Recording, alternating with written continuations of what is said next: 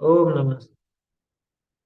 नमो अर्हन्ताणं, नमो सिद्धाणं, नमो आयर्याणं, नमो वज्झायाणं, नमो लोये सव्वसाहुणम्। समय सार जिन देव हैं, जिन प्रवचन जिन वार, नियम सार निर्ग्रंथ गुरु करें कर्म की हाँ। ये वीतराग विज्ञान पाठमाला भाग 2 है। और इसमें 4 अनुयोग वाला पाठ चल रहा है अपना। 4 अनुयोग के संबंध में अपन यहाँ पे समझ रहे हैं। अपनी चर्चा पहले चली थी पिछले हफ्ते कि मोक्ष मार्ग प्रकाशक, एक तो परिचय अपन ने देखा टोडरमल जी का, और अपने जो मोक्ष मार्ग प्रकाशक है। नहीं, आज शनिवार है ना, शनिवार और रविवार को तो अपनी बेसिक कक्षा रहती है वीतरा विज्ञान पाठमाला की, इसलिए अभी इस पर ही चर्चा करेंगे। देखिए, इसके अंदर अपनी जो बात आई थी कि मोक्ष मार्ग प्रकाशक क्या है, कि भैया मोक्ष मार्ग प्रकाशक तो शास्त्र है, कि लेकिन इसमें तो कोई कहानी है ही नहीं। ज्यादातर लोगों के दिमाग में ऐसा रहता है कि शास्त्र माने कहानी, जबकि वास्तव में कहानियों के ही शास्त्र नहीं होते। शास्त्र तो 4 अनुयोग रूप किसी भी रूप में हो सकते हैं, माने किसी भी अनुयोग के वो ग्रंथ हो सकते हैं, और अनुयोगों के आधार से ही उनमें कथन होता है। तो अनुयोग की परिभाषा अपन ने देखी थी कि अनुयोग कहा गया किसे, जैन दर्शन की जो कथन करने की पद्धति है, जैन शास्त्रों की कथन करने की पद्धति, उसको अनुयोग नाम दिया जाता है। ये अपन ने देखा था। और अनुयोग 4 तरह के होते हैं: प्रथमानुयोग, करणानुयोग, चरणानुयोग और द्रव्यानुयोग। ये बात अपने इसके अंदर आई थी। और प्रश्न ये भी उठा था कि भाई ठीक है, जब ये 4 तरह के हैं तो कहानियां क्यों लिखी हैं, या ऐसा क्या है। तो उसका भी जवाब यहाँ पे अपन ने देखा कि वास्तव में सामान्य जो जीव होते हैं, जिनको ज्यादा कुछ ज्ञान है नहीं, उनको वो कहानियां अच्छी लगती, उनको वो कथाएं बढ़िया लगती हैं, और उनको सुनने में मन लगता है। तो उनका मन भी लगा रहे, और मन लगते लगते उनको तत्व की बात परोस दी जाए, इसलिए शास्त्रों में कथाओं का भी प्रयोग किया जाता है। और जिन शास्त्रों में कथाओं का प्रयोग किया जाता है उसको अपन बोलते हैं प्रथमानी। तो अपन ने पिछली बार देखा कि अ, उन कथाओं का उद्देश्य भी सिर्फ कथा कहने का नहीं, बल्कि कहानियों के माध्यम से वहां पे धर्म में रुचि कराते हैं, और अंत में वीतरागता का ही पोषण करते हैं, है ना। वैराग्य का ही पोषण करते हैं, वीतरागता और अहिंसा को ही श्रेष्ठ बताते हैं, है ना। और बातें भी आती है प्रथमानुयोग के शास्त्रों में। कर्णानुयोग की बात भी अपन ने पढ़ी थी कि कर्णानुयोग में किसका वर्णन, कि कर्णानुयोग के अंदर जीव और कर्म का, गुण स्थान, मार्गण स्थान आदि रूप से तो जीव का वर्णन होता है, और 3 लोक के रचना संबंधी वर्णन होता है, वो भूगोल संबंधी वर्णन। ऐसी बात हो अपन ने पिछले हफ्ते करी थी।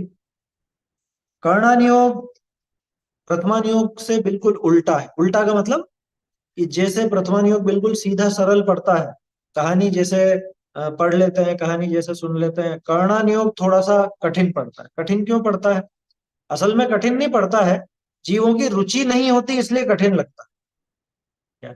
जिनकी रुचि होती है उनसे पूछो आप, उनको तो बड़ा मजा आता है, पूरा दिन भर उसमें लगे रहते हैं कर्णानुयोग के अभ्यास, है ना। उसी में लगे रहते हैं, उसमें ही आनंद आता है। तो वास्तव में कठिन है नहीं, लेकिन ज्यादातर लोगों की प्रवृत्ति ऐसी रहती है कि वो गणित से घबराते हैं, सीधी सीधी कहानियां उनको पसंद आती हैं, तो कहानियों में तो मन लग जाता है। लेकिन कर्णानुयोग में एक तो अति सूक्ष्म केवल ज्ञान गम्य बातें ज्यादा होती हैं। सूक्ष्म केवल ज्ञान गम्य बातें हैं इसलिए कठिन पड़ती। अच्छा, और जाहिर सी बात है, हम केवल ज्ञानी नहीं है, हम तो अल्प ज्ञानी, मतिश्रुत ज्ञानी है। तो अपने को वो कठिन लगेगा ही लगेगा, क्योंकि जो चीज केवल ज्ञान के द्वारा जानी गई है उसे हम हमारे ज्ञान से जानने का प्रयास करते हैं, इसलिए थोड़ा सा कठिन पड़ता है। ठीक है, इसके आगे का अपने को पढ़ना है। ये वाला पैराग्राफ हो गया था अपना, पढ़ेगा ही, क्योंकि इसमें अति सूक्ष्म केवल ज्ञान गम्य बात का वर्णन होता है। गुमटसार जीव कांड, गुमटसार कर्म कांड, लब्धिसार त्रिलोकसार ऐसे ही ग्रंथ है। यहाँ तक अपन ने पढ़ लिया था पिछले, ठीक है ना। पिछले हफ्ते में जो पढ़ा उसमें किसी को कोई प्रश्न तो पूछ सकते हैं, वैसे तो सरल थी बात। हाँ, एक और चीज अपन ने ये देखा था कि अनुयोगों को अपन दो दो प्रकार के देख सकते हैं। जैसे प्रथमानुयोग दो तरह का, चारित्र और पुराण ग्रंथ, है ना। चारित्र माने जिसमें एक ही व्यक्ति की मुख्यता से कथन होता है, एक ही की कहानी पूरी चलती है मुख्य रूप से, और वो इतने बड़े भी नहीं होते हैं, चारित्र ज्यादा बड़े नहीं होते। और पुराण, कि पुराण में तो उस युग में, उस काल में जितने भी महापुरुष हुए हैं, उन सब महापुरुषों का वर्णन उसमें आ जाए। तो चारित्र और पुराण में ऐसा थोड़ा सा अंतर है दोनों ही प्रथमानुयोग के, और दोनों का उद्देश्य वीतरागता का पोषण ही है, ठीक है। ऐसे ही कर्णानुयोग को भी दो तरह से अपन देख सकते हैं। एक तो जीव और कर्म संबंधी, जीव और कर्म संबंधी, जैसे ये मार्गण स्थान, गुण स्थान इत्यादि की जो चर्चा है, ये जीव और कर्म से संबंधित बात है।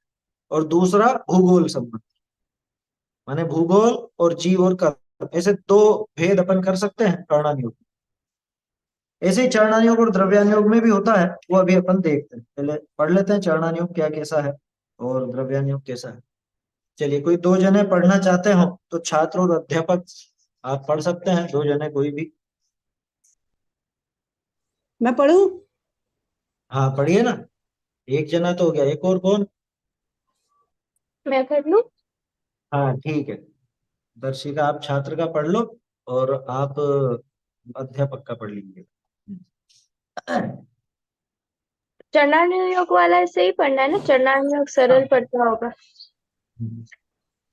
चरणानुयोग तो सरल पढ़ता होगा।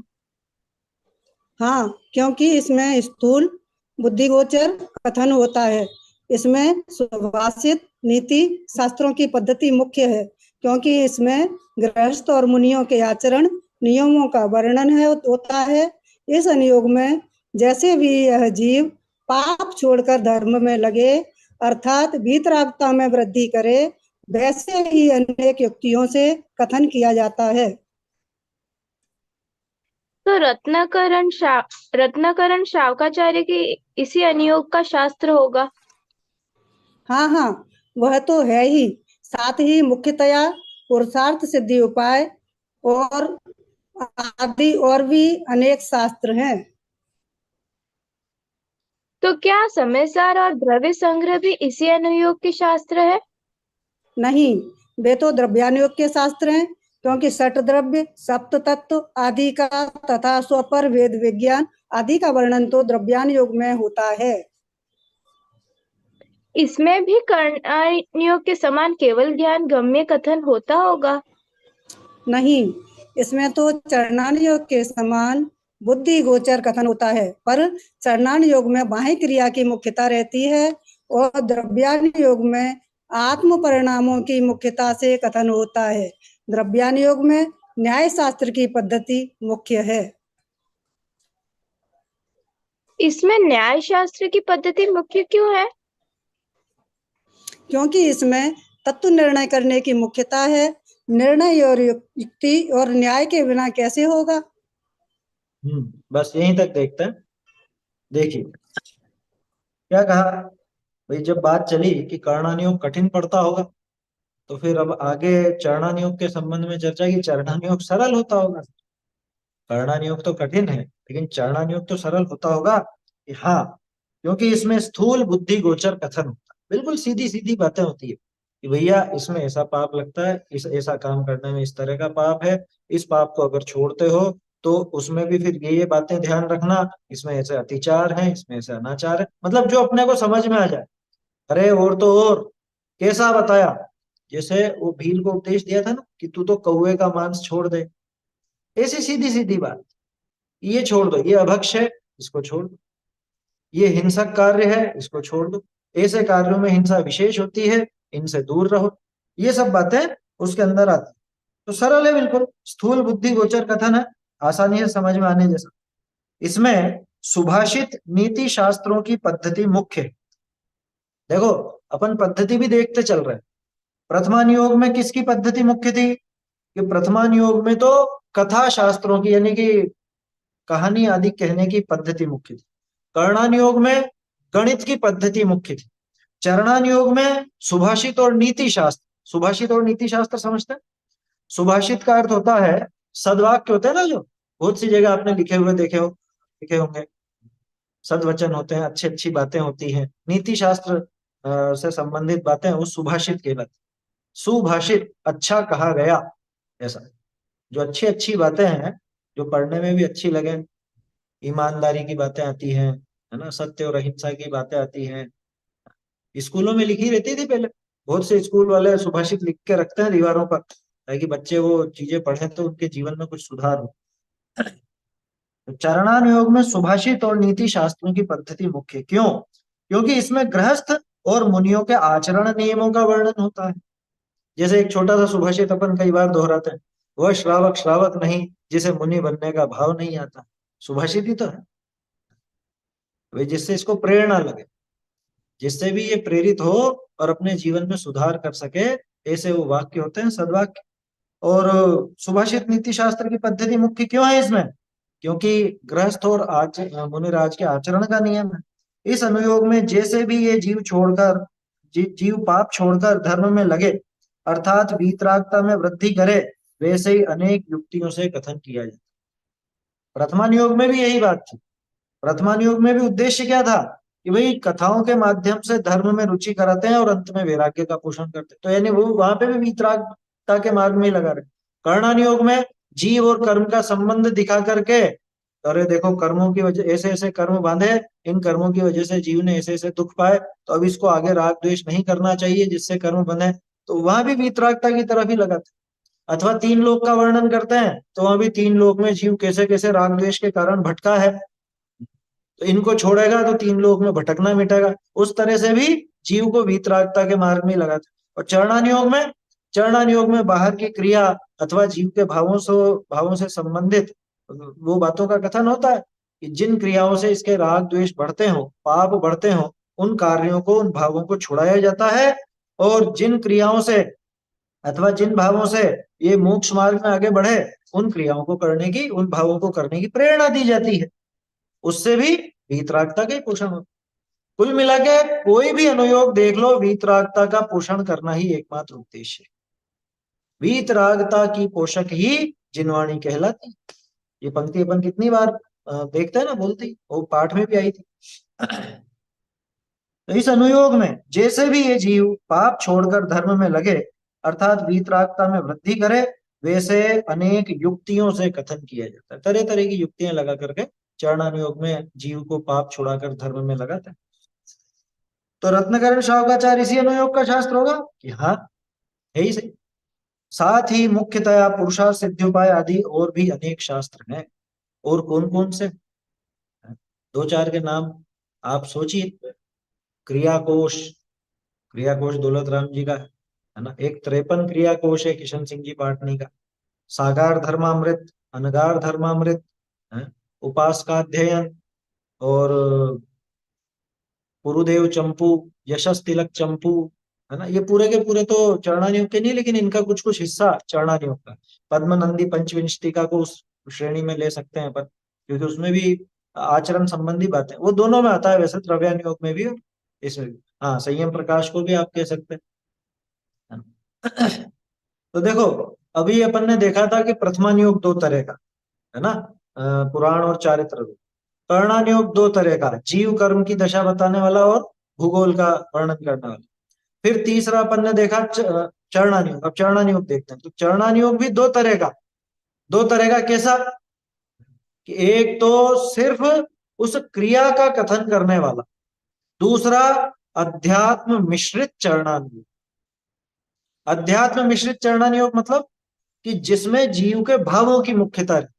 जैसे पुरुषार्थ सिद्धि उपाय की बात आई ना, पुरुषार्थ सिद्धि उपाय अध्यात्म मिश्रित चरणानुयोग, माने उसके अंदर वो जीव के भावों की मुख्यता का कथन करके वो बाहर की क्रिया को बताया जाता है ना। और जैसे अपना प्रथम क्या बोलते हैं, रत्नकर्ण शावकाचार है, ये प्योर चरणानुयोग। प्योर का मतलब कि भाई इसमें बाहरी क्रिया की मुख्यता से ही सारा कथन, है ना, ऐसा। हालांकि इसमें भी भावों की बात तो आती है, बिना भावों के वो क्रिया होती नहीं है, लेकिन जोर किस पर ज्यादा है कि यहाँ पे मुख्य रूप से व्यवहार का ही कथन मिलता है, और पुरुषार्थ सिद्धि उपाय आदि में निश्चय सहित व्यवहार का कथन, ऐसा। ठीक है ना। तो चरणानुयोग भी इस तरह से अपन दो तरह का देख सकते। तो क्या समय सार और द्रव्य संग्रह भी इस अनुयोग के शास्त्र हैं कि नहीं? वे तो द्रव्यानुयोग के शास्त्र हैं। क्योंकि षट द्रव्य सप्त तत्व आदि का तथा स्वपर भेद विज्ञान आदि का वर्णन तो द्रव्यानुयोग में होता है। नाम से स्पष्ट है, द्रव्यानुयोग, द्रव्य का कथन करने वाला अनुयोग। कौन से द्रव्य का? मैं जीव द्रव्य, जीव द्रव्य का कथन करने वाला अनुयोग। तो जीव द्रव्य का कथन अकेला तो होगा नहीं। जब जीव द्रव्य का होगा तो पुद्गल आदि का भी होगा, माने 6 द्रव्यों का कथन होगा। जीव द्रव्य है तो जीव तत्व है असल में, तो 7 तत्वों का कथन होगा। तो 6 द्रव्य, 7 तत्व, 9 पदार्थ, 50 इत्यादि जो कुछ कथन होता है वो सब द्रव्यानुयोग में जाता है। ठीक है ना। तथा स्वपर भेद विज्ञान, मुख्य बात यह है द्रव्यानुयोग की। द्रव्यानुयोग में आत्मानुभूति करने की प्रेरणा दी जाती है, तो वो भी वीतरागता के बिना होती नहीं, है ना। माने राग द्वेष का अभाव तो होता ही है, भले वो कम मात्रा में हो या ज्यादा मात्रा में हो, होगा तो सही। तो वीतरागता का पोषण तो हर जगह। यूं समझना कि द्रव्यानुयोग सीधी दवाई, सीधी दवाई। प्रथमानुयोग किसी का किस्सा सुना करके दी गई दवाई है।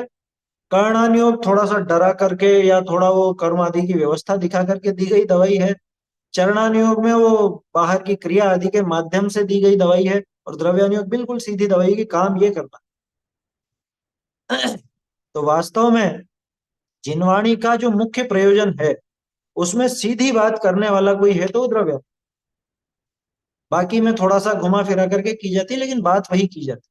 क्योंकि मुंडे मुंडे मतिर भिन्ना, यानी कि हर एक खोपड़ी में अलग अलग दिमाग होता। तो किसी को क्या रुचता है, किसी को क्या रुचता है, तो जिसको जैसा रुचे उस हिसाब से आचार्यों ने तो चारों अनुयोग रूप कथन किया।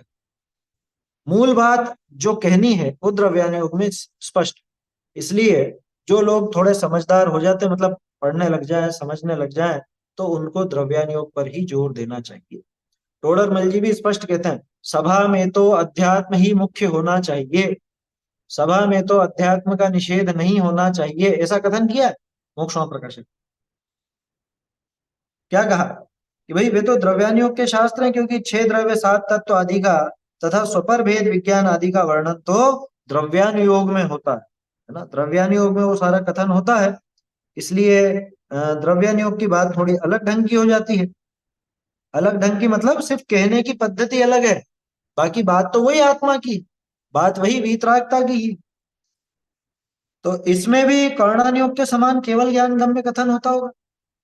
लोग ऐसा सोचते हैं कि केवल ज्ञान गम्य बातें होंगी, द्रव्यानुयोग भारी पड़ता होगा, आत्मा की बात, आत्मा की बात। कि नहीं, इसमें तो चरणानुयोग के समान बुद्धि गोचर कथन होता है। किसकी बुद्धि गोचर? लेकिन हमारी बुद्धि गोचर, अपनी जो बुद्धि है, अपनी बुद्धि गोचर कथन इसके अंदर किया जाता है। क्योंकि समझाना हमको ही है ना, हमें समझाना है। तो जो हमारी बुद्धि में आ सके, बुद्धि गोचर माने बुद्धि में आने वाला, जो हमारी बुद्धि में आ सके ऐसा कथन किया जाता है। और चरणानुयोग में लेकिन, और इसमें क्या अंतर है कि चरणानुयोग में बाह्य क्रिया की मुख्यता रहती है और द्रव्यानुयोग में आत्म परिणामों की मुख्यता रहती है। ये दोनों में थोड़ा सा अंतर है दोनों में स्थूल कथन। अच्छा, एक और बात बताऊं, आपको अटपटी लगेगी। प्रथमानुयोग में सूक्ष्म कथन है, स्थूल कथन है, बताइए। चलिए थोड़ा प्रश्न और बदल देता हूँ। जैसे कई बार अध्यात्म की बात करते हैं ना, तो यूं की तो बहुत सूक्ष्म बात है, सूक्ष्म बात है, आत्मा की बात है, सूक्ष्म बात है। अब मैं आपसे पूछता हूं कि गंभीरता से सोचिए, प्रथमानुयोग, कर्णानुयोग, चरणानुयोग और द्रव्यानुयोग, इन चारों में सूक्ष्म बात किसमें है और स्थूल बात किसमें है? चरणानुयोग में स्थूल है, ये तो आप खट से कह दोगे, चरणानुयोग में तो किसी को कोई समस्या होगी। प्रथमानुयोग में, स्थूल है। प्रथमानुयोग में, प्रथमानुयोग में भी स्थूल है ना। अच्छा, कर्णानुयोग में, सूक्ष्म। कर्णानुयोग में सूक्ष्म कहा आपने, ठीक है। चरणानुयोग तो स्थूल के ही दिया। और द्रव्यानुयोग में अभी तो कहा था सूक्ष्म, बहुत सूक्ष्म बात, आत्मा सबसे की सूक्ष्म, सूक्ष्म बात है, है? सबसे सूक्ष्म। अब सुनना ध्यान से, प्रथमानुयोग और कर्णानुयोग दोनों में सूक्ष्म बात है, चरणानुयोग और द्रव्यानुयोग में स्थूल बात है। ऐसा कैसे? ये बताओ। कर्णानुयोग, कर्णानी योग में तो सूक्ष्म में समझ में आने की दिक्कत है ही नहीं, वो तो समझ में आ रही होगी आपको, क्योंकि कर्णानी योग में जो विषय है वो तो बारीक है, वो अपने पकड़ में नहीं आता। प्रथमान योग का सूक्ष्म कैसे? तो प्रथमान योग में जिन जिन का वर्णन है वो हमारे ज्ञान गम्य है या केवल ज्ञान गम्य है? प्रथमान योग में जिनका भी वर्णन आया वो किसके द्वारा जाना हुआ आया? केवल ज्ञान के द्वारा। केवल ज्ञान के द्वारा जाना हुआ आया। कर्णान योग में जो बात आई है ना, वो सुमेरु 1 लाख योजन का इतना बड़ा सुमेरु, लेकिन वो सूक्ष्म है। क्यों सूक्ष्म है? क्योंकि उसको केवल ज्ञानी जानते हैं, ठीक है ना। और आत्मा की बात स्थूल है। क्यों? क्योंकि वो हम जैसे जीवों को भी पकड़ में आता है। समझ में आ रही है बात? ऐसा दादा सिद्ध करते थे क्या? हम जो कहते हैं कि सूक्ष्म बात सूक्ष्म इसलिए है क्योंकि भाई उपयोग लगा के सुनो, हल्की फुल्की बात नहीं, काम की बात है, इसलिए सूक्ष्म कहते थे। सूक्ष्म का अर्थ ये नहीं है कि अपने पकड़ में नहीं आवे। आप सोचो, जो बात हम जैसे अल्प ज्ञानियों के पकड़ में आ जाए, जिसका अनुभव हम खुद कर सके, वो बात सूक्ष्म होगी, या जो केवल ज्ञानी ही जानते हैं वही अनुभव करते हैं वो सूक्ष्म होगी? किसको कहेंगे सूक्ष्म? जो सिर्फ केवल ज्ञान के पकड़ में आए वही सूक्ष्म कहलाए। तो प्रथमान योग और कर्णानी योग, ये दोनों का जो विषय है, इन दोनों का विषय सिर्फ और सिर्फ केवल ज्ञानी जानते हैं, मतलब स्पष्ट रूप से। हम तो परोक्ष जानते हैं। सुमेरु आपने देखा क्या? आपने नापा क्या कितना बड़ा है? 1 लाख योजन कौन देखेगा, कौन नापेगा? होने को भले इतना बड़ा, लेकिन सूक्ष्म। क्यों? कि केवल ज्ञान गम्य है, हमारे ज्ञान में नहीं आता। जीव और कर्म की बात केवल ज्ञान गम्य। आया समझ? हमारे ज्ञान में आने लायक तो आत्मा की बात है। फिर उसको सूक्ष्म क्यों कह देते हैं? तो इसलिए कह देते हैं कि आप उपयोग लगाओ, इसलिए कहते हैं। इसलिए नहीं कहते कि समझ में आएगा ही। आत्मा की बात सूक्ष्म है, ये कहने के पीछे तात्पर्य यही है, ये काम की बात है, जरूरी बात है, ध्यान लगा करके सुनो, इसलिए सूक्ष्म कहा जाता है। इसलिए नहीं कहा जाता कि समझ में नहीं आए। समझ में नहीं आता तो क्या आचार्य देव अपने लिए ऐसे ही लिख देते क्या? आचार्यों को इतनी फुर्सत नहीं थी जो व्यर्थ में अपना टाइम बिगाड़े। वो जानते थे कि ये बात समझने वाले पैदा होंगे, ये बात समझेंगे लोग बात, इसलिए उन्होंने लिखा। समझ में आ रही बात? ऐसा है। तो बीच में क्या प्रश्न था क्या कुछ? हमारी आयु भी कम है, क्षम कम है, इसलिए द्रव्यान पर विशेष, हाँ ये तो बात सही है, द्रव्यानियोग का ही मुख्य रूप से अभ्यास होना चाहिए, क्योंकि बुद्धि अल्प है और समय भी कम है और शास्त्रों का पार नहीं। आहुर दोहा में गाथा थी ना, अंतो नत्थी सुइणम कालो थो व्यम दुग्नेहा तम अवर सिक्खी अव्वम जम जर्मण क्षयम पुण्य। सिर्फ वो ही सीखने लायक है, वो जल्दी से जल्दी सीख लो वो कला कि जिससे जरा मरण का क्षय कर सके। इसलिए उस पर जोर रहना चाहिए। हाँ, तो सभी अपनी बुद्धि और अपना समय देख करके अभ्यास तो सभी करना है ना। कर्णन योग का भी कोई निषेध नहीं है, न्याय शास्त्रों का भी कोई निषेध नहीं है, व्याकरण आदि का भी निषेध नहीं है, लेकिन अपनी अवस्था देख लेना। अब कोई 70-80 साल के होने आए हो और कि हम तो अब कर्णन योग अब सीखेंगे, भाई आप जवानी से पढ़ते हुए आए हो और अब पढ़ो तो दिक्कत नहीं, लेकिन पहले कभी पढ़ा नहीं और अब सीधे कि नहीं हमको तो धौला पढ़ना, भैया आखिर में नहीं कर सकोगे, है ना। आया समझ में? कोई विशेष क्षमताधारी हो कर भी ले, उसकी मना नहीं, लेकिन देखो आयु के हिसाब से और उसके हिसाब से जिसमें सीधी बात अपनी हो सके और अपना कल्याण हो सके, वो काम सबसे पहले कर लेना चाहिए। उसके बाद आपके पास समय हो, बुद्धि हो तो और भी पढ़ो, कोई मना नहीं, लेकिन सबसे पहले अपने आत्मा की बात समझ लेनी चाहिए। बोलिए। बोला था ना, प्रथमान योग में किसी का किस्सा सुनाकर दवाई दी जाती है, कर्णन योग में डरा कर, और चरणन योग में चरणान योग में लुभा कर समझ लो कि वहां पे उसको प्रेरणा देते हैं ना, प्रेरणा देते हैं, क्रिया की बात बताते हैं, उससे पुण्य बंधन आदि का कथन ज्यादा है वहां पे कि इन इन क्रियाओं से पाप होता है, इन क्रियाओं से पुण्य होता है, वो सब है। तो वो तो कहने का एक कथन था। हाँ बोलिए। हाँ, जब तक हमें ना द्रव्यानियोग को, मुझे ऐसा लगता है कि चारों शास्त्रों में सबसे पहले हमें द्रव्यानियोग पढ़ना चाहिए। जब तक हम हाँ 6 द्रव्य 7 तत्व ये सब नहीं समझेंगे पूरा, तब तक हम किसी भी शास्त्र को कैसे समझ सकते हैं, क्योंकि प्रथमान योग में भी वही बात आई है, तो हमें तत्व जब समझ में आएगा तभी तो वहां से तत्व निकाल पाएंगे ना। हाँ, वो बात सही है ना भाई। द्रव्यानुयोग का अभ्यास सबसे पहले, क्योंकि आचार्य देव की एक पद्धति होती है, उन्हें जो सबसे महत्वपूर्ण बात लगती है ना, वो ग्रंथों में सबसे पहले कथन करते हैं उसका, बाद में उसी का विस्तार या और चीजें भी होती है ना। फिर भी कोई ऐसा वो नियम नहीं कि किसके लिए क्या पहले, किसके लिए क्या पहले। ये प्रश्न है आखिर में, इस पाठ के आखिर में ये प्रश्न दिया है टोडरमल जी ने मोक्ष मार्ग प्रकाशक में। ये मतलब ये मोक्ष मार्ग प्रकाशक का ही हिस्सा है, 8वें अधिकार में से ये चीजें लेकर के पाठ बनाया गया। तो ऐसा प्रश्न उन्होंने लिखा कि पहले क्या पढ़ना, कि प्रथमान योग पढ़े सबसे पहले तो। और ज्यादातर लोग यही सलाह देते हैं कि क्या पढ़ूं, मैं कुछ पढ़ना चाहता हूँ, शुरू करना चाहता हूँ धर्म मार्ग के लिए, एक काम कर पद्म पुराण पढ़ ले। अब मैं एक चीज मन बताऊं नहीं आपको, लगता है। शुरू में आप अगर पुराण दे दोगे, शुरू में दे दोगे, वो थोड़े दिन में उसको छोड़ देगा। क्यों छोड़ देगा पता? क्योंकि शुरुआत में ही आचार्य देव वहां पे वो काल का और वो काल परावर्तन का उसका उसका वर्णन करते हैं, है ना। और इस 3 लोक के मध्य में जम्बू द्वीप है, जम्बू द्वीप में और भरत क्षेत्र है, भरत क्षेत्र में ये नगरी है, इस नगरी में ऐसा वो चकरा जाता है कि क्या क्या चल रहा है। तो ऐसा नियम नहीं है कि किसी को पहले प्रथमान योग ही देना। तो प्रथमान योग सिर्फ ऐसे के लिए है, मतलब वास्तव में ऐसे जीवों के मुख्यता से कि जो ज्यादा दिमाग नहीं लगा पाते, उपयोग को स्थिर नहीं रख पाते, तो चलते फिरते ही कहानी सुन लो, कहानी के माध्यम से सीख जाए, उन लोगों के लिए। न्याय शास्त्रों की भी उपयोगिता है, बराबर है। न्याय शास्त्र द्रव्यानुयोग में ही आता है। ये आ रही है बात यहाँ पे। देखो चरणानुयोग में तो बाह्य क्रिया की मुख्यता है ना, जोर उस पर रहता है। हालांकि अध्यात्म मिश्रित चरणानुयोग भी है, लेकिन ज्यादातर जोर बाह्य क्रिया के ऊपर। और द्रव्यानुयोग में आत्म परिणामों की मुख्यता से कथन होता है। आत्म परिणामों की मुख्यता से, क्योंकि यहाँ पे परिणाम सुधरवाने, परिणाम बदलवाने, परिणामों में जो विपरीतता चल रही थी उस विपरीतता को खत्म करना है, सही मार्ग पर लगाना है जीव को। इसलिए यहाँ पे परिणामों की, आत्म परिणामों की मुख्यता से कथन है। द्रव्यानुयोग में न्याय शास्त्र की पद्धति मुख्य, ठीक है ना। तो 4 तरह की पद्धति आ गई। प्रथमानुयोग में कथा साहित्य की पद्धति है ना। कर्णानुयोग में गणित की मुख्य गणित की पद्धति है।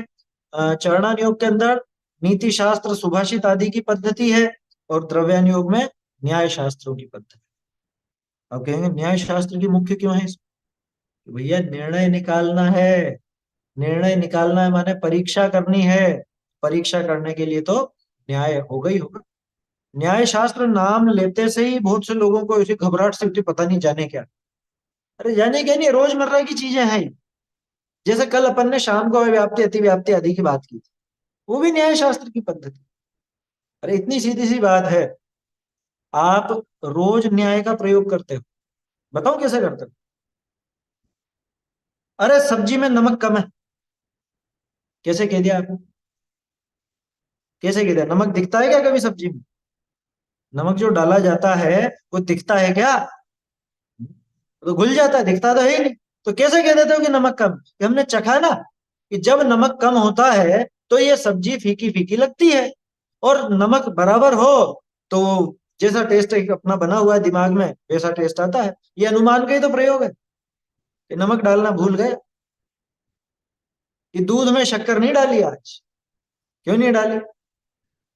बोलो कैसे कह देते हो आप ये शक्कर नहीं डाली? ये फीका लग रहा है ना दूध। ये न्याय का प्रयोग किया, इसके होने पर ऐसा होता है, इसके होने पर ऐसा नहीं होता है, इसके नहीं होने पर ऐसा होता है, इसके नहीं होने पर ऐसा नहीं होता। ये न्याय है। आया समझ में? जैसे आपने किसी व्यक्ति को देखा, किसी बालक को देखा, अपने शहर मंदिर में एक बच्चा दर्शन करने आया, अब वो बच्चा आपके यहाँ का नहीं है, तो आप खट से कहते तो अच्छा अच्छा तेरी मम्मी भी आई है। अब आपने कैसे जान लिया कि उसकी मम्मी भी आई है? क्योंकि वो बच्चा अकेला तो आएगा नहीं, वो बच्चा उसकी माँ के साथ ही आएगा, जब भी आएगा अपने ननिहाल आया होगा, जो भी आया होगा। तो ये अनुमान का प्रयोग किया ना आपने। चूंकि ये छोटा बच्चा है, ये अकेला नहीं आ सकता है, तो जहां जहां ये बच्चा होगा वहां वहां इसकी माँ भी अवश्य होगी, तो इसकी माँ भी आज यहाँ पर आई। या आपने अनुमान का प्रयोग कर लिया। रोजमर्रा के जीवन में अपन न्याय शास्त्रों का प्रयोग करते हैं, अविनाभावी संबंध घटाते हैं, व्याप्तियां घटाते हैं। बस अंतर इतना है कि अपन उनके नाम नहीं जानते। प्रयोग तो सभी करते हैं, प्रयोग तो सभी करते हैं।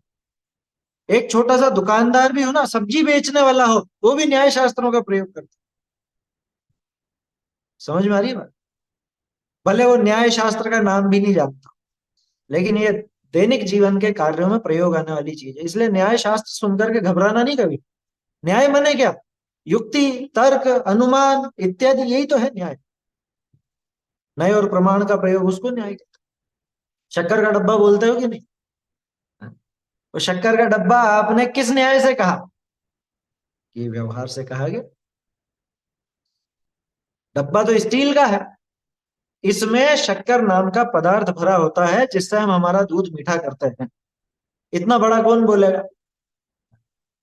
सीधे सीधे कह दोगे शक्कर का डब्बा। ये न्याय का प्रयोग है। तो न्याय शास्त्र कोई बड़ी भारी चीज नहीं है। लोगों ने अपने दिमाग में एक हवा बना लिया कि न्याय तो पता नहीं जाने क्या। बोलिए।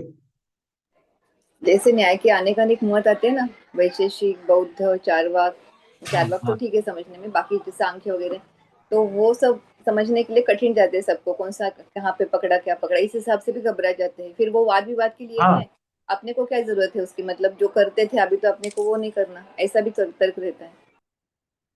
हाँ, वो चीजें क्या है असल में, जिनको शास्त्रों का विशेष अच्छे से अभ्यास करना हो उनके लिए वो न्याय आदि जानना जरूरी है। वो जो आप बता रहे, अन्य मत का देख करके तो घबराएंगे इसे। क्यों? क्योंकि वो वास्तव में सिद्ध होता नहीं है और ऊट पटांग बातें हैं, इसलिए लोग बाग घबरा जाते हैं। नहीं तो न्याय की जो बेसिक चीजें हैं, छोटी मोटी चीजें। और एक चीज और बता दूं, मोक्ष मार्ग प्रकाशक अपन पढ़ रहे हैं ना, आप इतना न्याय तो सीख ही जाओगे कि कहाँ कैसे लगाना है, क्या क्या वस्तु कहाँ लगानी है। न्याय माने क्या है? युक्ति, तर्क, नए प्रमाण, कौन सा नए किस जगह लगेगा, कहाँ पे क्या अपेक्षा, यही तो है न्याय। यही ना बात। ये तत्व निर्णय करने की मुख्यता। और निर्णय युक्ति और न्याय के बिना कैसे होगा? भाई युक्ति या न्याय वगैरह तो लगाया ही जाता। तरह तरह के न्याय होते हैं। अरे धर्म परीक्षा पढ़ोगे ना, धर्म परीक्षा तो प्रथमान योग का ग्रंथ है।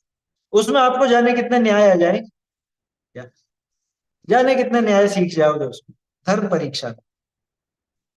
बहुत मजेदार कहानियां हैं, छोटे छोटे बच्चे ही सुनते हैं वो कहानियां। तो आया समझ में? गल्ला स्फोटिक की कहानी, और वो खरी और रिक्शी की कहानी, बहुत बहुत मजेदार कहानियां हैं उसके। हाँ, पढ़ने लायक है वो ग्रहित मिथ्यात्व में जबरदस्त प्रहार किया है उसको। उपलब्ध है ना? जिनको अगर चाहिए धर्म परीक्षा, तो कोटा मुमुक्षु आश्रम से मंगवा सकते हैं, वहां अभी उपलब्ध है ना? और पीडीएफ तो मिलती है, आसानी से पढ़ सकते हैं। बोलिए। सर एक जैसे कल परसों बात हुई थी कि जैसे किसी व्यक्ति ने अगर रात्रि भोजन का त्याग कर रखा है, तो देन उसको क्या है कि उसका विचार भी नहीं आता है। तो अपने आप्तमीमांसा में जो चौथी कारिका है ना सर, तो ये एग्जाम्पल हम्म उसके लिए सेट हो पाएगा क्या? दोष आवरण योर हानि निशेषा स्थिति हम्म। अतिशायनाथ, वो वाली जो कारिका है, उसके लिए ये वाला एग्जाम्पल सेट कर सकते हैं क्या कि अतिशय रूप से उसकी हानि और वृद्धि देखी जाती है दोष और आवरण में? नहीं नहीं, वो चीज अलग है, वो अलग बात है वहां पे, है ना? वहां तो सर्वज्ञ की सिद्धि की गई, वो सर्वज्ञ की सिद्धि है उसमें। इसको अब देखो, घटित करना हो तो कैसे भी कहीं ना कहीं से अपन कुछ भी घटित कर सकते हैं, लेकिन वो जबरदस्त थोपी हुई बात हो जाएगी क्या? क्योंकि तो वो इसको चीज अलग। प्रूव करना हो तो एग्जाम्पल तो ऐसा ही देना पड़ सकता है। अब अपने पास एग्जाम्पल तो ऐसा ही है, फिर दूसरा क्या एग्जाम्पल देंगे? अगर जैसे किसी सभा को किसी को समझाना हो कि भाई जैसे अतिशय रूप से हम्म। हानि देखी जाती है, तो कैसे देखी जाती है? जैसे मैंने रात्रि भोजन का त्याग कर दिया और अब मुझे उसका भाव भी नहीं आता, तो ये उस भाव की अतिशय हानि हो गई कि नहीं होगी मेरे यूं? नहीं नहीं नहीं, अतिशय आप वहां पे सिद्धि ये करना चाह रहे हो कि चूंकि अब मैंने उसका त्याग कर दिया इसलिए मेरे वो भाव ही नहीं आता। अब दोष और आवरण की हानि, अतिशय हानि हुई, इससे सिद्धि क्या करना है? कि उनको वो भाव ही नहीं आता, ऐसा सिद्ध नहीं करना वहां। वहां पे तो सिद्धि उस बात की करनी है कि दोष और आवरण की पूरी हानि हो सकती है। क्यों हो सकती है? क्योंकि वो घटते घटते घटते घटते समाप्त हो जाता है ना? राग में और ज्ञान में अंतर है, दोनों में कम बढ़ देखा जाता है, लेकिन ज्ञान कभी भी घटते घटते घटते घटते समाप्त नहीं हो सकता, है ना? ज्ञान कभी भी घटते घटते समाप्त नहीं होगा, बढ़ते बढ़ते अनंत हो जाएगा, लेकिन घटते घटते समाप्त नहीं होगा। और राग, कि राग घटते घटते समाप्त हो सकता है। वहां सिद्धि ये कर, मतलब आप हाँ यहाँ पे तो जिसको हेतु बनाना चाह रहे हो ना, वो वहां साध्य है। तो वही तो सिद्ध किया, जैसे रात्रि भोजन का जो राग था वो घटते घटते पूरी तरह समाप्त हो गया, हाँ, समाप्त हो गया ना। तो वो वहां पे तो वहां सिद्ध हो गया, सिद्ध क्या हो अतिशय रहा हानि हो गई, अतिशय हानि हो है? गई नहीं ना नहीं, उसकी। आप समझे नहीं, उस चीज को नहीं समझे आप। असल में वहां सर्वज्ञ सिद्धि में उस चीज वो साध्य है वहां, यहाँ आप उसको हेतु के रूप में ले रहे हो। मतलब आप जिसको कारण बना रहे हो, वहां उसकी सिद्धि की जा रही है। यहाँ आप उसको कारण रूप में ले रहे हो। आप उसको गंभीरता से देखेंगे तो समझ में आएगा, है ना। वो तो घटित करने को तो अपन कुछ भी घटित कर ले, लेकिन वो फिर थोपी हुई सी लगती है बात। क्या प्रॉपर उसके लिए बिठाना हो तो वो फिर अलग ही ढंग से चलता है वहां पे, उसका जो भी न्याय है उस ढंग से वो बात लेनी चाहिए। चलिए, तो न्याय शास्त्र की पद्धति मुख्य क्यों है, ये बात समझ में आई कि भाई इसलिए मुख्य है क्योंकि तत्व निर्णय करना है, परीक्षा करनी है। परीक्षा किसको कहते हैं? परीक्षा की एक परिभाषा आती है। क्या है परिभाषा? विरुद्ध नाना युक्ति प्राबल्य दौर्बल्य उदाहरणाएं प्रवर्तमानो विचारो परीक्षा। क्या मतलब? विरुद्ध नाना युक्ति, कि हमारे पास दो युक्तियां हैं, दो बातें। अब उनके प्राबल्य और दौर्बल्य, यानी कि ये युक्ति सही होनी चाहिए, ये युक्ति गलत होनी चाहिए, इसका अवधारण करने के लिए जो विचार प्रवृत्त हुआ, उस विचार का नाम है परीक्षा। इसको अपने जीवन पर घटा के दो। बच्चों की परीक्षा होती है, काय के लिए होती है बताओ? पास फेल करने के लिए? पास फेल करने के लिए नहीं। परीक्षा का उद्देश्य ये होता है कि ये बच्चा कितना सीखा, यही उद्देश्य है ना। अब बच्चों ने और उनके माँ बाप ने पता नहीं जाने क्या दिमाग में लिया है परीक्षा के लिए, और इसलिए उसको इतना भारी कर दिया कि वो बच्चे आत्महत्या तक करने लगे। परीक्षा और क्या है? परीक्षा सिर्फ ये है, दिखाने का तरीका है कि ये बालक इतना सीखा है अथवा इतना नहीं सीखा, इस जगह पे कमजोर है, इस जगह पे कमजोर नहीं। 100 में से 70 नंबर आए, माने 70% विषय इसका क्लियर है, 30% विषय में इसको गड़बड़ है, यही अर्थ है ना उसका। और क्या अर्थ है परीक्षा? मार्कशीट क्या दिखाती है? मार्कशीट ये दिखाती है कि भाई हम इतना सीख पाए हैं, और इतना सीखना अभी हमको शेष। अगर इतनी छोटी छोटी सी बात भी बच्चे और उनके माँ बाप के समझ में आ जाए ना, तो ये जो किस्से नजर आते हैं आत्महत्याओं के और ऐसे ऐसे, और फालतू का बर्डन माथे पे डाल देते हैं बच्चे के, नहीं तुझको तो इतना परसेंट लाना ही है, ये दिमाग से निकल जाए। तो परीक्षा क्या है? उस युक्ति की प्रबलता और दुर्बलता का अवधारण करने के लिए प्रवृत्त हुआ विचार। लौकिक में परीक्षा क्या है? कि बच्चे की दुर्बलता या सबलता का विचार निर्णय करने के लिए की गई है क्रिया। वो जो परीक्षा है वो यही तो दिखा रहा है कि बच्चा किस विषय में दुर्बल है और किस विषय में प्रबल है, यही तो देखा जा रहा है। कितना सीखा और कितना नहीं सीखा, इतनी तो बात है उसमें। तो इसलिए उसमें निर्णय करने के लिए युक्ति और न्याय का कथन किया जाता है, ठीक है ना। उसके बिना वो निर्णय होता नहीं। चलिए आगे पढ़ लेते हैं। पढ़िए, दो जने कोई पढ़ना चाहते हो तो।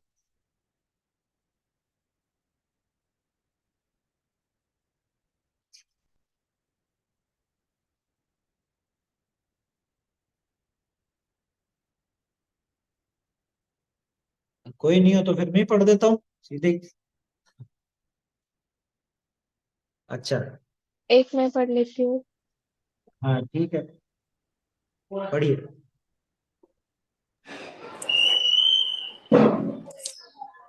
कुछ लोग कहते हैं कि आध्यात्म शास्त्र में बाह्याचार और को हीन बताया है, पर स्थान स्थान पर स्वच्छंद होने का भी तो निषेध किया है।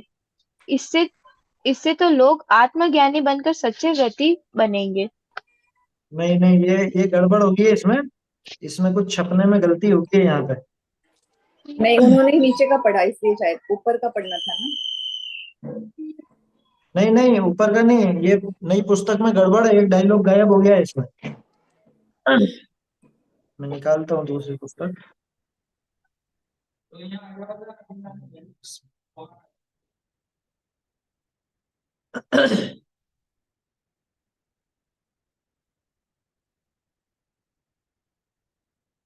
किसी के पास पुरानी पुस्तक है क्या?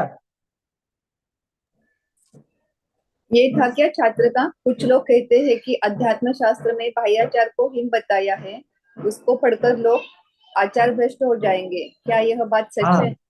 हाँ हाँ, ये चीज है, ये चीज। क्या ये द्रव्यानी बात सच है? इसका अध्यापक का क्या है? द्रव्यानी योग में आत्म ज्ञान शून्य कोरे बाह्याचार का निषेध किया है, पर स्थान स्थान पर स्वच्छंद होने का भी तो निषेध किया है। इससे तो लोग आत्मज्ञानी बनकर सच्चे व्रती बनेंगे। पढ़िए आगे। यदि कोई अज्ञानी भ्रष्ट हो जाए तो यदि गधा मिश्री खाने से मर जाए तो सज्जन तो मिश्री खाना छोड़े नहीं। उसी प्रकार यदि अज्ञानी तत्व की बात सुनकर भ्रष्ट हो जाए तो ज्ञानी तो तत्वाभ्यास छोड़े नहीं, तथा वह तो पहले भी मिथ्या दृष्टि था, अब भी मिथ्या दृष्टि ही रहा। इतना ही नुकसान होगा कि सुगति न पाकर कुगति होगी। रहेगा तो संसार का संसार में ही, परंतु अध्यात्म उपदेश न होने पर बहुत जीवों के मोक्ष मार्ग का अभाव होता है और इसमें बहुत जीवों का बहुत बुरा होता है। अतः आध्यात्मिक उपदेश का निषेध नहीं करना। जिनसे खतरे की आशंका हो वे शास्त्र पढ़ना ही क्यों? उन्हें न पढ़े तो ऐसी क्या हानि है? मोक्ष मार्ग का मूल उद्देश्य तो अध्यात्म शास्त्र में ही है। उनके निषेध से मोक्ष मार्ग का निषेध हो जाएगा। पर पहले उन्हें न पढ़े पर जैन पहले धर्म तो के उन्हें न पढ़े। जैन धर्म के अनुसार तो यह परिपाटी है कि पहले द्रव्यानुयोगानुसार सम्यक दृष्टि हो, फिर चरणानुयोगानुसार व्रतादि धारण कर व्रती हो। अतः मुख्य रूप से तो निचली दशा में ही द्रव्यानुयोग कार्यकारी है। पहले तो प्रथमानुयोग का अभ्यास करना चाहिए। पहले इसका अभ्यास करना चाहिए फिर उसका, ऐसा नियम नहीं है। अपने परिणामों की दशा अवस्था देखकर जिसके अभ्यास से अपनी धर्म में रुचि और प्रवृत्ति बढ़े उसी का अभ्यास करना, अथवा कभी इसका कभी उसका, इस प्रकार फेर बदल कर अभ्यास करना चाहिए। कई शास्त्रों में तो 2-3 अनुयोगों की मिली पद्धति से भी कथन होता है।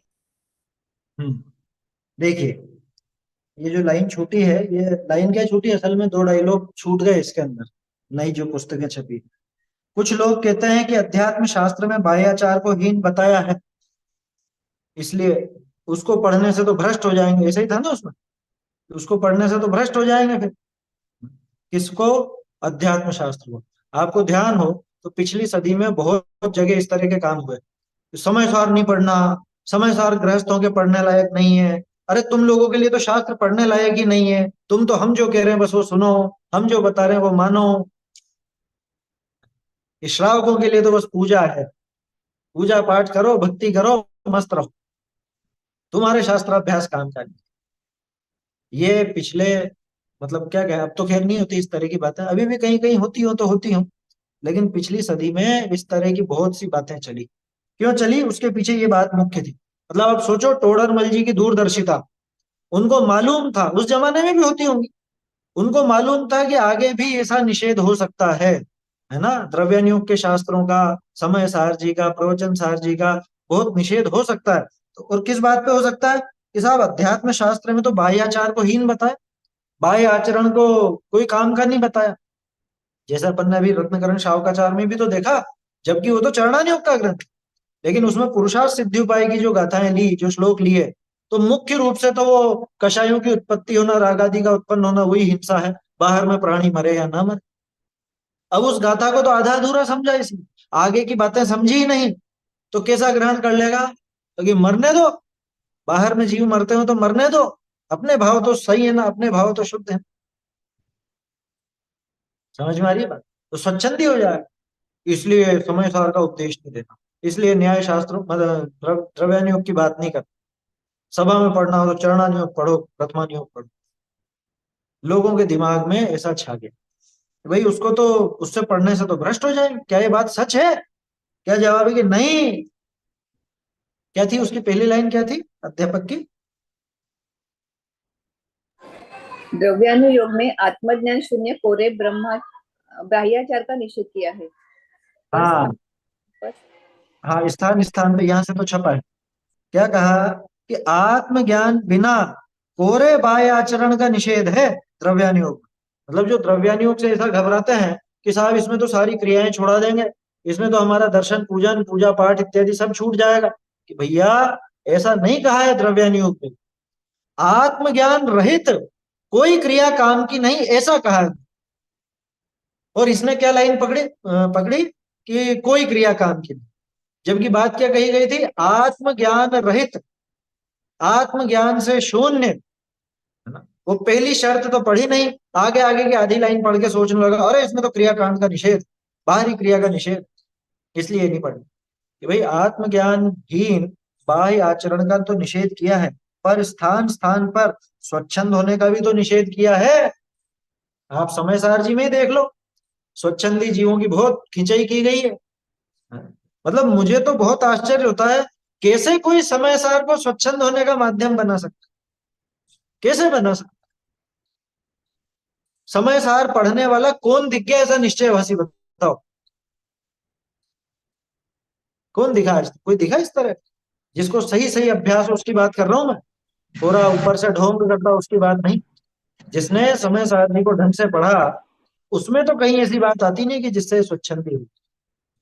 तोड़रमल जी तो दिखाए नहीं मोक्ष मार्ग प्रकाशक में। तोड़रमल जी के हृदय में अध्यात्म भरा हुआ था ना, और उन्होंने 7वें अधिकार में कितनी खिंचाई की निश्चयाभास, और ऐसे ही नहीं किए, द्रव्यानुयोग के ही उदाहरण लेकर के द्रव्यानुयोग के उदाहरणों के माध्यम से ही उसको पकड़ा है समझ में। तो इसलिए ऐसा नहीं समझना कि भाई इसमें तो क्रियाकांड का निषेध है। आत्मज्ञानहीन क्रियाकांड का निषेध है, ये बात सही। पूरे बाहरी आचरण को छुड़ाया हो ऐसी बात नहीं, पर स्थान स्थान पर स्वच्छंद होने का भी तो निषेध किया है। इससे तो लोग आत्मज्ञानी बनकर सच्चे व्रती बनेंगे।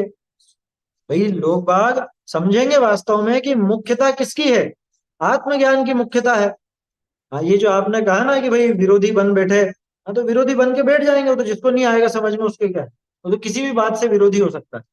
विरोध की चिंता नहीं करना, लौकिक में ही देख लेना, आपके रिश्तेदारी में ही आप जब तक किसी का साथ निभा रहे हो, हाँ हाँ हाँ हाँ हाँ हाँ करे जा रहे हो, तब तक सब सही। आपने 100 बार साथ दिया और एक बार आपने मना कर दिया ना, वो 100 बार याद नहीं रखेगा, वो एक बार की याद रखेगा कि हमको जरूरत थी इन्होंने साथ दी। अरे तेरा 100 बार साथ दिया उसने, वो तो नहीं गिनता, और एक बार उसने मना कर दिया वो तो गिनता है। तो लौकिक में ऐसी प्रवृत्ति, इसलिए विरोध की चिंता नहीं करना, ये तो चलता रहेगा। ये संसार दशा ही विरोधाभासों से भरी, ये तो विरोध होने ही होने हैं। क्या आपके लौकिक भी सांसारिक भी, आपके जो रिश्तेदारी है उसके भी, आप जिस अध्यात्म मार्ग में लगे उसका भी, सब होगा। हमें क्या करना ये अपने को विचार कर ले, घबराने की जरूरत नहीं बिल्कुल, है ना। इसमें तो दृढ़ता ही चाहिए। अब कोई देखो क्या तर्क दिया, कोई अज्ञानी भ्रष्ट हो जाए तो, कि भाई आपने कहा आत्मज्ञान सहित बाह्य क्रिया कांड का निषेध नहीं है ना, और आत्मज्ञान की मुख्यता है, लेकिन कोई अज्ञानी है वो आत्मज्ञान तो ग्रहण करे नहीं और बाहरी क्रियाकांड से भी छूट जाए तो। प्रश्न जोरदार है, उत्तर और भी जोरदार। अगर कोई गधा मिश्री खाने से मर जाए तो सज्जन तो मिश्री खाना छोड़ेंगे। मतलब ये उदाहरण कहाँ से लाए होंगे टोडरमल जी, सोच सोच के आश्चर्य होता है। प्रयोग करके मत देख लेना, क्यों कि मान लो गधा मर गया तो पंचेंद्रिय जीव की हत्या का दोष लगेगा, और नहीं मरा तो सोचोगे कि अरे टोडरमल जी ने ऐसे ही उदाहरण उदाहरण है, समझ लेना कि किसी गधे ने मिश्री खाई और मर गया मान लो, तो सज्जन तो मिश्री खाना नहीं छोड़ देंगे, अरे वो गधा मर गया था तो अपने को नहीं करना। दूसरा उदाहरण ले लो, समझ में नहीं आया तो क्या, कि गाड़ी से कोई कुत्ता कुत्ता रास्ते पर जा रहा हो और गाड़ी के नीचे आकर के कुचल गया, मर गया, और रोड पे नहीं चलना, वो कुत्ता भी मर गया था। अरे वो कुत्ता मर गया था, उसको समझ नहीं थी, वो देख करके नहीं चल रहा था। तुझे तो रेड लाइट और ग्रीन लाइट इनकी सब समझ है ना, तू तो देख करके चल सकता है। और कोई मनुष्य ही मर गया हो तो भी ये चलना तो नहीं छोड़ देता। कि अरे इतने लोग कार से जाते हैं, कार का एक्सीडेंट हो जाता, हमको तो नहीं बैठना कार, हम तो जाना ही नहीं चाहते कार।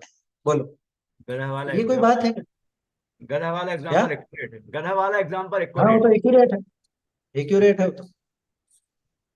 सर इसमें 3 उदाहरण आते गधा हैं। एक क्या? तो गधा, इसमें 3 उदाहरण है। एक तो गधा मिश्री खाए तो मरे ही मरे। दूसरा, कुत्ता अगर शहद चाट जाएगा तो मरेगा ही मरेगा। और मक्खी अगर घी में गिरेगी तो मरेगी ही मरेगी। ऐसे 3 उदाहरण है इसके। अच्छा, कुत्ते का मैंने पहली बार सुना कि कुत्ता शहद चाट जाए तो मरेगा, है ना। तो होगा खैर ऐसा, अपन ने तो ये वाला तो प्रसिद्ध है ना। अब मक्खी का भी ध्यान है कि मक्खी घी में गिरी तो उसके क्या वो पंख ऐसे हो जाते हैं जो फिर वो उड़ नहीं पाती, मर जाती है, इसलिए मरती है। कोई भी तेल या घी की चीज में गिरने पर वो चिकनाई उसके लग जाती है तो पंख चिपक जाते हैं, इसलिए मर जाते हैं। तो ठीक है, तो स्पष्ट है। और ये सटीक बैठता है ना, कि गधा अगर मिश्री खाने से मर जाए, कुत्ते शहद का भी होगा, लेकिन वो इसलिए नहीं लिया कि शहद अभक्ष है, कि सज्जन तो शहद खाना नहीं छोड़ेंगे, ऐसा तो लिख ही नहीं सकते। लेकिन मिश्री में दिक्कत नहीं थी कि गधा मिश्री खाने से मर गया। अब मिश्री तो अभक्ष है नहीं, तो सज्जन तो मिश्री खाएंगे, उसके मरने के डर से खुद थोड़ा मिश्री खाना छोड़ दे। ऐसी उसी प्रकार यदि अज्ञानी तत्व की बात सुनकर भ्रष्ट हो जाए, तो ज्ञानी तो तत्वाभ्यास छोड़े नहीं। ज्ञानी तो कभी तत्व का अभ्यास नहीं छोड़ते। अरे उसने समय सार पढ़ा था, वो स्वच्छंदी हो गया, अरे वो हो गया होगा, वो मूर्ख था। हम तो टोडरमल जी के इशारे से पढ़ रहे हैं, वो गधा था, टोडरमल जी के सहारे पढ़ रहे हैं, आचार्यों के सहारे पढ़ रहे हैं। आया समझ में? क्या हुआ? वो गधा था। हाँ, वो गधा था। ज्ञानी तो तत्वाभ्यास छोड़े नहीं, तथा वह तो, अब देखो खास चीज, कि वो तो पहले भी मिथ्या दृष्टि था, अब भी मिथ्या दृष्टि रहा। अंतर क्या पड़ गया? मान लो किसी अज्ञानी ने समय सार आदि की बात को गलत ग्रहण कर लिया, तो पहले कौन सा सही ग्रहण करके बैठा था वो? पहले भी उल्टा ही तो ग्रहण करके बैठा था। हाँ, पहले इतना था कि मंद कषाय होकर के और थोड़ा बहुत कुछ शुभ क्रियाओं में लगता, तो थोड़ी सी ऊंची गति हो जाती, देव वगैरह बन जाता। अब नरक में जाएगा, रहेगा तो चतुर्गति रूप संसार में ही। वो मारीची नहीं समझ पाया, तो क्या बिगड़ गया?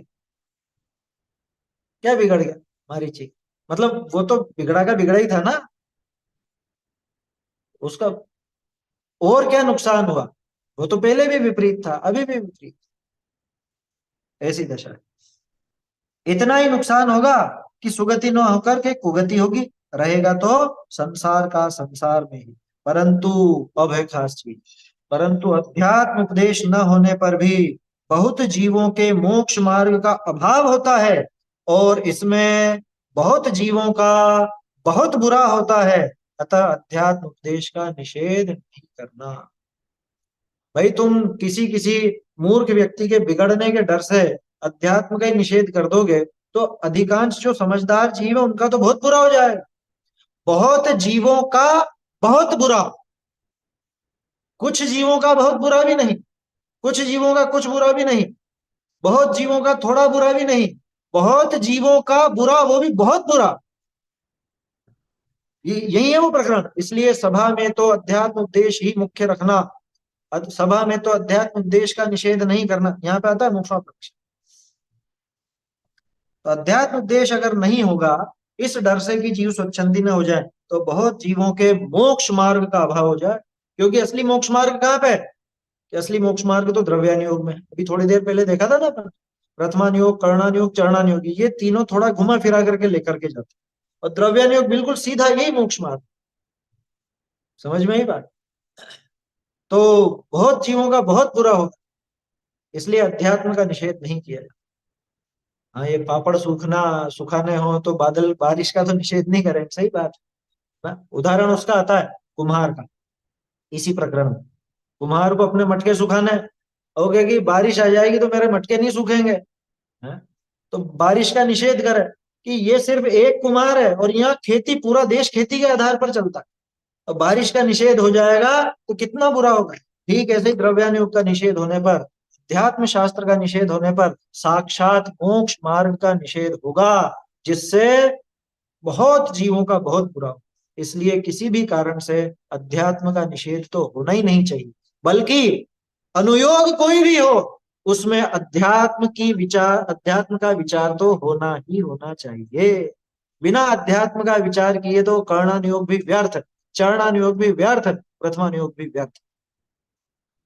क्योंकि हमारे यहाँ पे अन्य कोई बात उस बात के लिए कही नहीं जाती, वो उस अध्यात्म के पोषण के लिए, वीतरागता के पोषण के लिए ही कही जाती, इसलिए उसका तो निषेध नहीं होना चाहिए। देखो समय तो हो गया है, ये थोड़ा पाठ और बचता है, ये अपन कल देख लेंगे, कल की कक्षा में देखेंगे इसको और फिर अगला पाठ प्रारंभ करेंगे। चलिए। चैतन्य का स्मरण प्रतिक्षण ही करो रे, भव के अनंत दुख को क्षण में हरो रे, अक्षय अनंत निज सौख्य निधान पाओ, गाओ अरे नित इसी के गीत गाओ, महिमा है अगम जिनागम की, महिमा है अगम जिनागम की, जाहि सुनत जड़ भिन्न पिछानी, हम चिन्ह मूरति आत्म की, महिमा है अगम जिनागम की, रागादिक दुख कारण जाने, त्याग बुद्धि दीनी भ्रम की, ज्ञान ज्योति जागी घट अंतर,